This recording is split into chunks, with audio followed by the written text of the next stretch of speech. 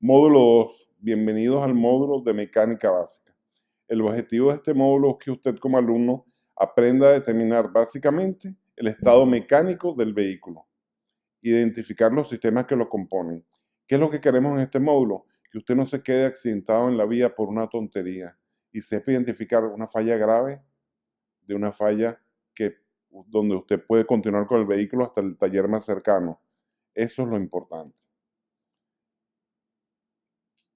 Un vehículo tiene aproximadamente 7.000 piezas diferentes. El primer vehículo circuló por las calles de este planeta hace 130 años en Alemania. 7.000 piezas, como les acabo de decir, tiene un vehículo para diferentes usos. Comodidad, seguridad, tracción. Por lo tanto, es apasionante saber la inteligencia del hombre, cómo fue aplicada para que el vehículo pudiera ser un instrumento tan vital para nosotros hoy en día, como lo es el automóvil en todas sus gamas.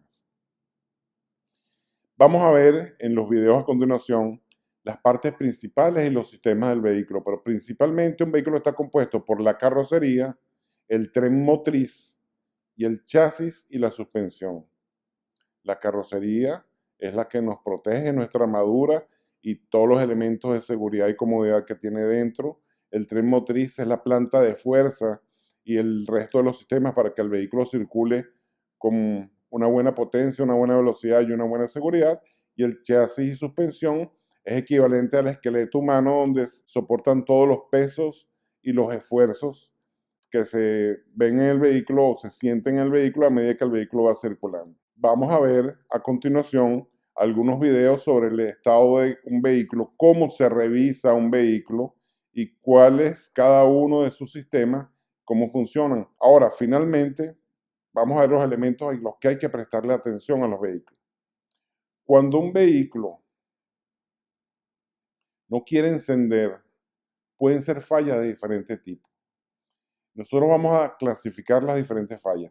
Por ejemplo, fíjense, si el vehículo no enciende cuando usted gira la llave del encendido, pueden pasar dos cosas. El motor no gira, no hace nada, ningún tipo de ruido. Lo más seguro es que la batería del vehículo esté muerta, los terminales o los polos sulfatados o flojos, o algún cable roto o el motor de arranque se dañó. Ahora, si usted aplica el switch de encendido y el motor gira, usted siente que gira y lo escucha, pero no enciende, puede ser que tenga el cortacorriente activado, que el sistema de encendido se haya dañado, que el filtro de combustible esté dañado o se dañó incluso la misma computadora del vehículo y ya merita entonces otro tipo de acción.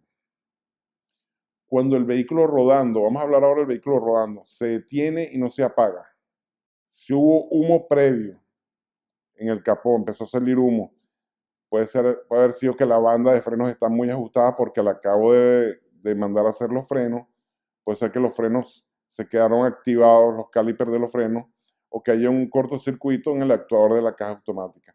Si el vehículo se detiene y empieza a oler aceite quemado, se rompió una manguera de aceite que puede ser de la transmisión o puede ser del motor. La caja de velocidades, si es automática o de cambio, botó todo el aceite o se quemó el disco de embrague. Tiene que llamar, por supuesto, a un mecánico. Pero si usted, por ejemplo, fallas tan sencilla como que su vehículo, usted pasa el switch y el vehículo prende las luces del tablero y lo que oye es un ruido como un cliqueo, a lo mejor en la mayoría de los casos es el polo que está sulfatado. Basta que usted abra el capó, saque los polos con un alicate un poco, los limpie y los vuelva a colocar y el vehículo va a funcionar perfectamente. Entonces hay fallas de fallas y lo que queremos es que usted a través de los videos que va a ver a continuación aprenda a identificarlas. Igualmente aprenda a leer los símbolos del tablero. La mayoría de la gente no sabe lo que es el tacómetro, ni para qué sirven las luces, ni los relojes del tablero. Y esa es la manera en que el vehículo habla con uno. Entonces es muy importante que ustedes aprendan a identificar las señales y la relojería del tablero. Vean por favor los videos a continuación y muchas gracias. Son más profundas, una vez a la semana.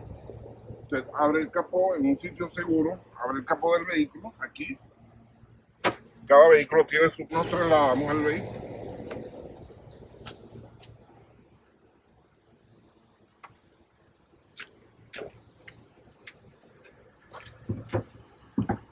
Recuerde que hay capó que tienen sus amortiguadores hidráulicos.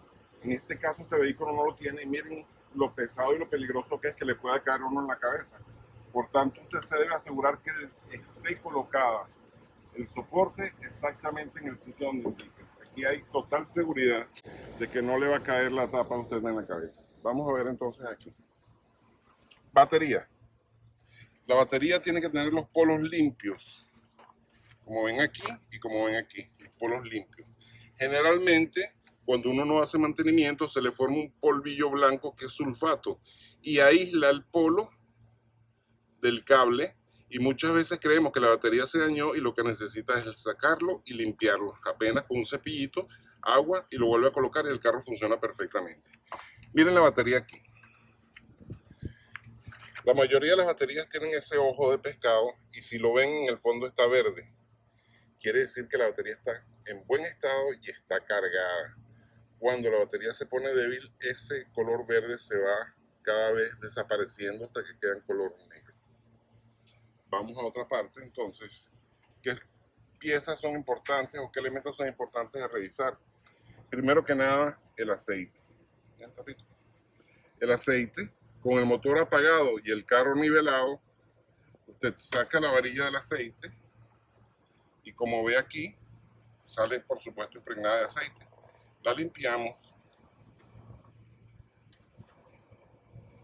y aquí verá que tiene dos marcas. De este lado, un máximo y un mínimo. Mientras la señal de aceite que recojamos con la varilla esté entre el máximo y el mínimo, no hay ningún problema. Esta distancia entre estas dos es 1 litro de aceite. Si usted ve que está en el borde inferior, usted tiene que colocarle 1 litro de aceite al vehículo. Peligroso es cuando usted mete la varilla y no sale absolutamente nada de aceite, quiere decir que el carro le falta muchísimo aceite. Coloca su varilla y estamos listos por aquí. Aquí está el fluido de frenos. El fluido de frenos es casi transparente. Voy a moverlo un poquito para que vean cómo se mueve. Y tiene que estar donde dice máximo. El fluido de frenos, señores, no se evapora. Si les llega a faltar fluido de frenos es porque hay una fuga y es muy peligroso. Por lo tanto, deben estar pendientes de que siempre esté en el nivel máximo. Venimos hacia acá y aquí está el coolant. El coolant, que es etilenglicol, hay que manejarlo con cuidado porque de ingerirlo es sumamente venenoso, pero es muy beneficioso para el vehículo. Esto es lo que se llama un vaso de expansión. El vaso de expansión se inventó para evitar abrir la tapa del radiador frecuentemente. ¿Por qué? Porque la tapa del radiador está bajo alta presión. Si ustedes observan aquí, tiene que estar en la marca superior de máximo cuando el vehículo está caliente y en la de mínimo cuando el vehículo está frío, porque el líquido se expande. Si no hay líquido aquí, es muy probable que haya aire aquí en el sistema del radiador. La tapa del radiador nunca se debe abrir con el vehículo caliente. Esto está más o menos a 100 psi de presión y esto está muy caliente, sobre los 90 grados. Si por descuido nosotros abrimos esta tapa y salta el líquido, nos va a quemar. ¿Qué otra cosa es importante? El alternador. Aquí está el alternador. La correa del alternador, que es el que produce la corriente para el vehículo.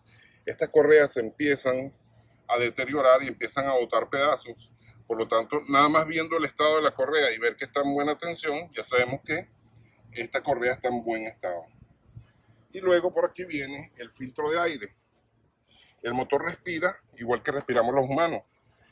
Y así como los humanos tenemos un filtro, el vehículo también tiene un filtro. Y aquí está el filtro de aire. Lo pueden ver aquí. Miren el filtro de aire. Está un poquito sucio, pero todavía está en bastante nivel operativo. Fíjense lo siguiente. Cuando está totalmente sucio, no deja pasar el aire y el motor empieza a consumir. Además de fallar, empieza a consumir mucho más combustible porque la combustión es incompleta por falta de oxígeno, de aire, porque le llega en menos cantidad. Bueno, revisados estos puntos principales, lo otro que es importante es saber que las llantas se van desgastando. Esta ranura que tiene la llanta, que la pueden ver allá, cuando tenga menos de 6 milímetros, es necesario cambiar la llanta porque ya empieza a perder la adherencia. Cuando la llanta está nueva, tiene en este surco tiene un taquito a una altura determinada. Cuando ese taquito llega a nivel de la banda de rodamiento, quiere decir que ya es hora de cambiar el neumático. Es importante hacer la verificación de las luces del vehículo. Que enciendan las lámparas, las luces de cruce, las luces de profundidad o de neblina y las luces traseras. ¿Cómo chequean ustedes las luces traseras? Si están solos, se ponen, cuando el día esté oscuro, muy cerca de una pared y pisan el freno y se va a ver el reflejo en la pared rojo y se va a ver cuando uno pone la direccional derecha y la direccional izquierda. Las luces nos ayudan mucho. Si usted no puede ver, usted no puede conducir. Entonces, preste especial atención a los frenos y a las luces. Cuando usted va a encender el vehículo en las mañanas, después de que haga su revisión externa, usted pasa el switch a la primera etapa. Como ve, él va a hacer una verificación, la misma computadora va a hacer una verificación y van a quedar rojos algunos elementos que no están en funcionamiento en este momento, como dice que es la batería, la presión de aceite y algunos elementos, ¿verdad? Al encender el vehículo, desaparecen algunos, como pueden ver. ¿Sí? Desapareció el EPS y desapareció lo de la batería porque ya el alternador está enviando corriente al sistema. Ahí arriba vemos la temperatura, está casi en la mitad. Abajo vemos que tiene casi un cuarto de combustible. Y en el reloj de enfrente tenemos lo siguiente. Tenemos que el vehículo está en park, que tenemos 185 kilómetros de autonomía y abajo dice el kilometraje total del vehículo.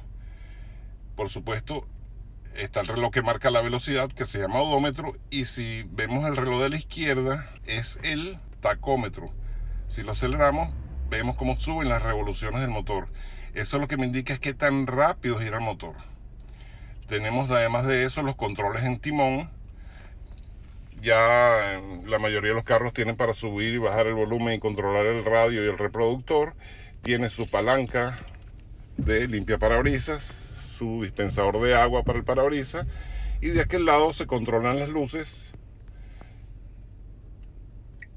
direccionales y las luces propias del vehículo. Básicamente esto es el tablero de un vehículo. Acuérdense que el tablero del vehículo es la manera en que el vehículo se comunica con nosotros. Entonces, cuando se encienda una luz roja de batería, de aceite, etcétera, nos está diciendo que hay problemas. Los colores rojos generalmente son para cosas peligrosas.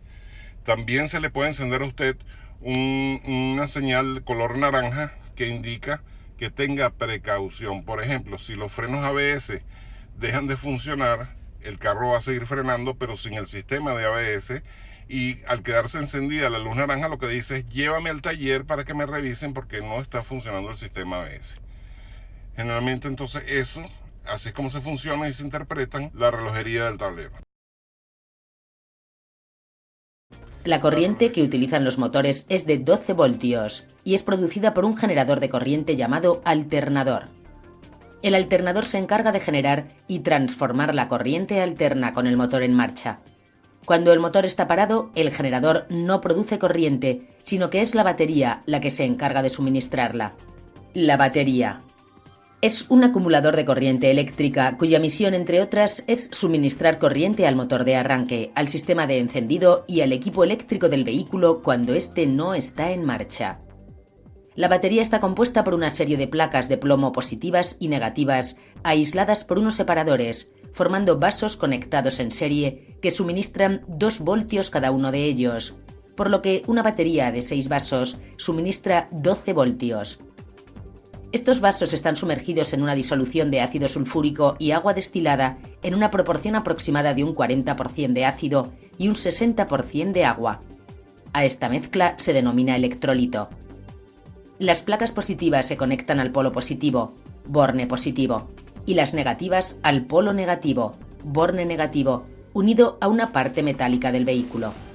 Para el buen mantenimiento de la batería debemos 1. Comprobar el nivel del electrolito en los vasos de la batería, debiendo añadir agua destilada en el caso de que el electrolito no cubra las placas. Solo agua destilada, no ácido sulfúrico. Existen baterías sin mantenimiento en las que no es necesario comprobar ni añadir electrolito. 2. Limpiar las sulfataciones de los bornes de la batería y protegerlos con grasa o vaselina, así como apretar las conexiones. Si la batería está en mal estado, es posible que el motor de arranque gire lentamente y no arranque el motor del vehículo. Este motor de arranque es un pequeño motor eléctrico que recibe la corriente de la batería para hacer funcionar el motor del vehículo. Con lo cual, si al poner el contacto del motor y girar la llave de contacto, el motor gira muy lentamente, es porque la batería está descargada o en mal estado. ¿Cómo saber si la falla es la batería? Cuando pasamos la llave de encendido, el motor gira como con lentitud, como si tuviera flojera, y nosotros nos damos cuenta ahí que es que no le está llegando la energía suficiente para que él dé todas esas giros con la rapidez y con la intensidad requerida. En esos casos, generalmente, si observamos ese tipo de fallas, lo primero que sería recomendable realizar es revisar el sistema de conexión de la batería. Es decir, vamos a la batería, la localizamos físicamente dentro del cofre o dentro de la caja del motor y vamos a los contactos o bornes de la batería, que es donde llegan dos cables, generalmente pueden ser de color negro y rojo, o tener en su extremo unos conectores, que son unas piezas más o menos grandes, si queremos como una especie de tuerca, son como tuercas literalmente, y tiene alguna identificación de color rojo o color negro, o un símbolo más o un símbolo menos. Regularmente el símbolo más va a ser el positivo, eso ya está normalizado, y el símbolo menos será el negativo. Una vez que identificamos esos dos extremos, esos dos cables que llegan a esta caja que es la batería, tenemos que verificar que se encuentra en condiciones de limpieza. Generalmente incluso los podemos tocar, darnos cuenta si están suficientemente ajustados o, como dirían muchas veces, si están apretados. Si no tienen colores irregulares, muchas veces estos bornes, que es como se llaman los conectores de la batería, se adquiere una coloración blancuzca o de algún color a veces incluso un poco verdoso, o se ven como húmedos. Es decir, todo esto son elementos de contaminación o de suciedad que van a dificultar el paso de la electricidad desde la batería hacia el componente del motor donde se requiere esa energía. Entonces tenemos que identificar esos conectores, limpiarlos, verificar que estén bien ajustados, y una vez que hayamos hecho esto, volvemos a intentar el arranque del vehículo. Generalmente, la mayoría de las veces, las fallas más frecuentes se producen es porque los bornes, estos conectores no están bien ajustados, están sucios. Eso tiene un nombre técnico que se llama sulfatación, de tal manera que nosotros ¿qué hacemos? Lo sacamos, lo limpiamos bien. Hay unas escobillitas metálicas que son como unos cepillitos, rabitos de cochino también, o una lijita gruesa, grano 80 o incluso grano 60. Limpiamos bien, limpiamos la muestra con una estopita y volvemos a ensamblar bien todo el conjunto. Lo apretamos y volvemos a probar. Eso resuelve tal vez el 50 o el 60% de las fallas, ¿no? Si eso no resuelve la falla, ya tenemos que pensar que es la batería la que no está en condiciones de dar la cantidad de energía necesaria. ¿Cuáles serían las fallas comunes de un alternador?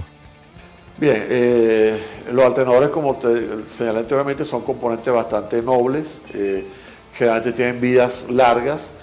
La mayoría de los daños que se producen se van a producir en los componentes de soporte, como dijimos, que tiene partes fijas que no se mueven y partes móviles, generalmente lo que la gente llama el rotor. Siempre que tú tienes algo fijo y algo que se mueve, hay la presencia de un contacto o un roce. En el caso de los alternadores, ese contacto, ese roce puede ser manejado a través de elementos que llamamos bocinas o cojinetes de deslizamiento, o elementos que llamamos rodamientos, a veces lo llaman rolineras, que son los cojinetes que tienen bien sea unas agujitas, bien sea unas esferas que están destinadas a reducir la fricción. Ese tipo de componentes, lo que son los cojinetes, las bocinas, que muchas veces se llaman, son los componentes que suelen dañarse con mayor frecuencia por desgaste. Esto ocurre también a veces cuando nosotros cambiamos las correas. El alternador va conectado con el motor con un conjunto de correas. Esas correas deben ser también mantenidas adecuadamente y revisadas y sustituidas incluso periódicamente. Y una vez que la gente las sustituye con alguna frecuencia, la persona que reemplaza las correas, si no lo hace correctamente, tiende a, tensar. Para auxiliar un vehículo con batería descargada, utilizando otro vehículo, se deben de colocar ambos en una posición cómoda dependiendo del lugar donde estén las baterías. Ambos vehículos deben de tener el switch apagado. Se coloca el cable auxiliar positivo en una batería con el positivo de la otra batería, luego el cable negativo de una batería con la otra batería. Se enciende el vehículo donante por un periodo de 5 a 10 minutos por encima de 1500 a 2000 revoluciones por minuto para que cargue la batería del vehículo receptor. Se apaga el vehículo donante y se enciende el vehículo receptor. Una vez que este enciende, se procede a desconectar los cables del vehículo receptor y luego del vehículo donante. Motor. Tenemos que un motor a combustión es una máquina que trabaja mediante 3 elementos, los cuales son mezcla. La mezcla es aire y combustible. Combustible en este caso es gasolina. Y además tenemos una compresión que es elaborada dentro del motor, y tenemos un tercer elemento que es la chispa, que es una chispa eléctrica que hace que se encienda la mezcla de aire y gasolina. Las bujías son las que toman el alto voltaje elaborado de la bobina y generan la chispa. La chispa como tal se encarga de que la mezcla encienda y genere una fuerza dentro del motor. La explosión es generada dentro del cilindro. Esta explosión es transmitida al pistón. El pistón transmite a su vez el movimiento a la biela y la biela la transmite a cigüeñal. Entonces, ¿qué función cumple? Ayudada con la biela a que de un movimiento alternativo, o sea, un movimiento arriba y abajo, se convierta en un movimiento giratorio para poderlo utilizar ya en la caja de velocidades y por último en las ruedas para poder que nos dé un movimiento del vehículo. Sistema de refrigeración. El sistema de refrigeración tiene la misión de enfriar el motor para que mantenga la temperatura adecuada. El motor se enfría con un líquido refrigerante, agua destilada más un anticongelante, que circula por canales en el bloque del motor y pasa desde ahí al radiador. Si la temperatura del motor ha aumentado, deténgase y repare la avería. El ventilador eléctrico se activa al subir la temperatura y refrigera el líquido refrigerante. Si esto no sucede, puede deberse a un contacto defectuoso o a un fusible dañado. Si la temperatura del vehículo está subiendo más de lo normal, es probable que se haya roto la correa del ventilador. Dentro de un motor, las altas velocidades de los componentes en movimiento y las explosiones generadas en la cámara de combustión tienen como consecuencia un aumento en la temperatura. El sistema de enfriamiento se encarga de controlar la temperatura del motor para no tener problemas por un sobrecalentamiento. El correcto funcionamiento de cada uno de los elementos es vital para el sistema. El anticongelante se encarga de disipar el exceso de temperatura de las partes críticas dentro del motor. La bomba de agua genera el caudal y flujo necesario del refrigerante. Mientras la temperatura del refrigerante no alcance el grado al cual está calibrado el termostato, el refrigerante fluirá dentro del motor. Una vez que el termostato detecte que el incremento de la temperatura cubre el parámetro establecido por el fabricante, este, después de encontrarse en un modo cerrado, pasa a modo abierto y el refrigerante fluye del motor hacia el radiador, quien a través de la diferencia de temperaturas que existe entre la superficie de los tubos y el medio ambiente, disipa el calor. El embrague del ventilador incrementa la velocidad y el caudal del aire para lograr un mejor enfriamiento. Esto ocurre cuando la espiral bimetálica detecta que la temperatura del aire ha incrementado. En ese momento, las aspas del ventilador giran con mayor fuerza. La banda de accesorios, poleas, guías y tensores se encargan de transmitir el movimiento del cigüeñal a estos elementos: bomba de agua y embrague del ventilador. Ahora el refrigerante ha disminuido su temperatura y se dirige nuevamente hacia el motor. Otro elemento importante es el tapón del radiador y se encarga de mantener la presión adecuada dentro del sistema, con lo que se logra incrementar el punto de ebullición del refrigerante. Además, controla la salida del refrigerante al depósito de recuperación. Cuando el termostato detecte que la temperatura del refrigerante ya ha disminuido, obstruirá nuevamente la salida hacia el radiador y recirculará por el motor. El ciclo se repite una y otra vez mientras el motor se encuentra en funcionamiento. Sistema de lubricación. Lubricación. Engrase. Las superficies de las piezas del motor, por muy lisas y bien acabadas que parezcan, siempre presentan rugosidades. El rozamiento entre las piezas genera un desgaste de las superficies e incluso podrá provocar la fusión de las superficies entre sí, agarrotamiento o gripaje.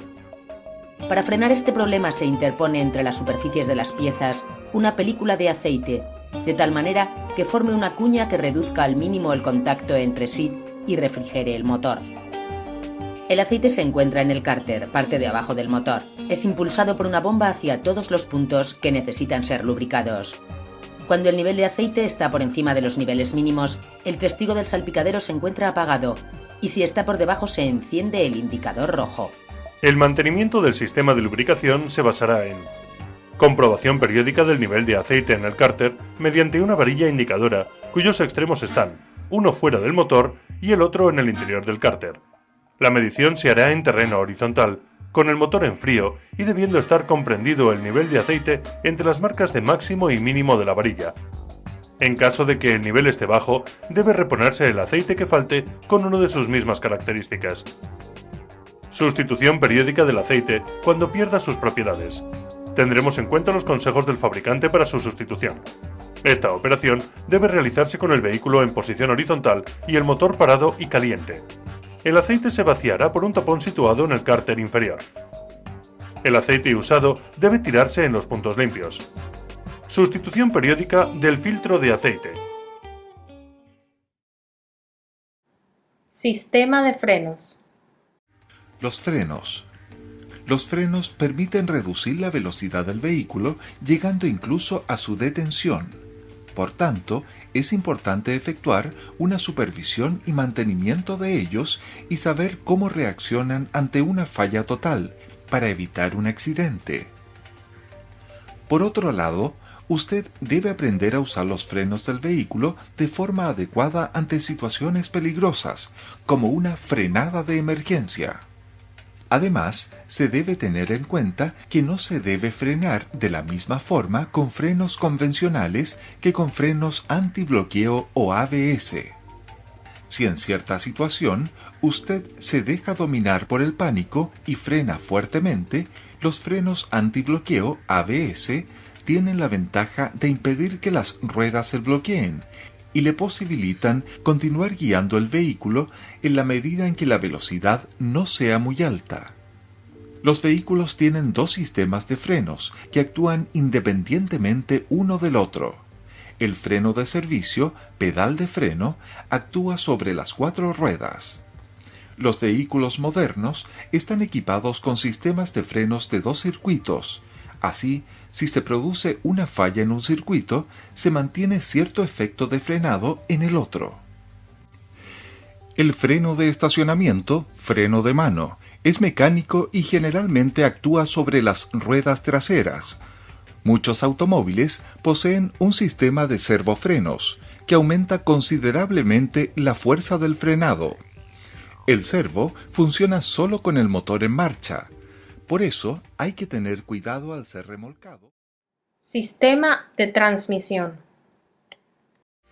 El movimiento del motor se transmite por medio del embrague, caja de velocidades y por el árbol de transmisión hasta el diferencial, por donde se comunica el movimiento a las ruedas motrices, las cuales, al girar apoyadas sobre el suelo, producen el desplazamiento del vehículo.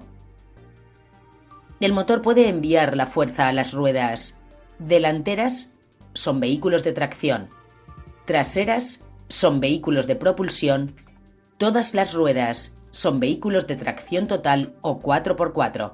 El embrague. Es el encargado de acoplar o desacoplar el movimiento del motor a caja de velocidades. Caja de velocidades. Se utiliza para aprovechar el número de revoluciones del motor, pues hay circunstancias en que el vehículo se detendría por falta de potencia del motor, por ejemplo, en subidas pronunciadas. La caja de velocidades desmultiplica a voluntad del conductor el número de revoluciones del motor, manteniéndolo a su velocidad de régimen y no descendiendo la velocidad del vehículo, consiguiéndose así un mayor rendimiento del motor. Cuando el motor se agota al intentar coronar una rampa, se debe cambiar a una relación de marchas más corta. Es recomendable usar el embrague el tiempo mínimo e indispensable. Cuando vayamos a cambiar de marcha, deberemos pisar el embrague a fondo.